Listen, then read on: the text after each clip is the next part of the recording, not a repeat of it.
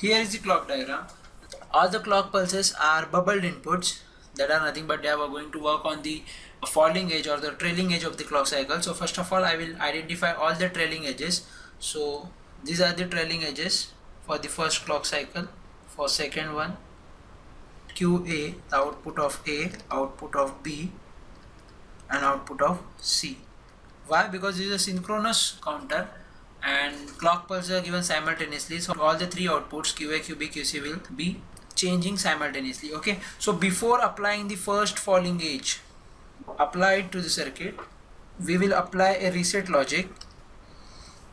So one small reset pulse is applied to set the previous states, that is nothing but the reset condition for the ring counter, and the reset condition for ring counter is 1 0 0.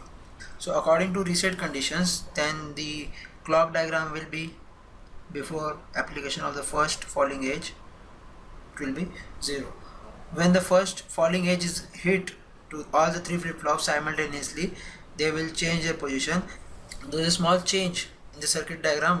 We have to shift the data circuit. Means what? For the each coming clock pulse, whatever the data input D in is here, that data will be shifted after one clock pulses to QA. Hence QA will be connected to DB, and output of B, that is QB, is connected to input of C, that is nothing but DC, and QC part is here out. But there should be a ring formation. So what we will do, we will connect this QC all the way back to the input of DA. So there will be a formation of ring and the data will be shifted in circular manner. Okay, that is nothing but the ring counter. So first of all, I have applied the reset pulse. The position of QA, QB, QC will be 1 0 0, and the next clock cycle 1 of QA will be shifted to B. So here the output will be 1. This 0 is shifted to QC, so output is 0, and this 0 goes to A in the circular manner. See, 1 from QA it will go to DB, and in the next clock cycle it will go to C. So what is the thing here? This 1 is shifted here.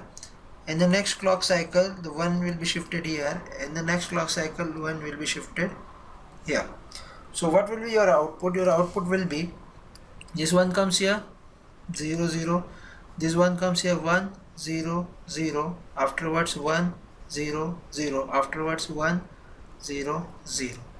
Likewise the data is moved in a circular manner. That's why this is called as a ring counter. For each clock pulses the data is moved in a circular manner. So this is all about the ring counter. Let me complete the timing diagrams according to the positions what I got here. So I'll complete the clock diagram for you. Likewise it will be 0 1 0. I will complete part for the QB and QC. So here is your complete clock diagram or the timing diagram for the ring counter, and thank you for watching in 5 minutes.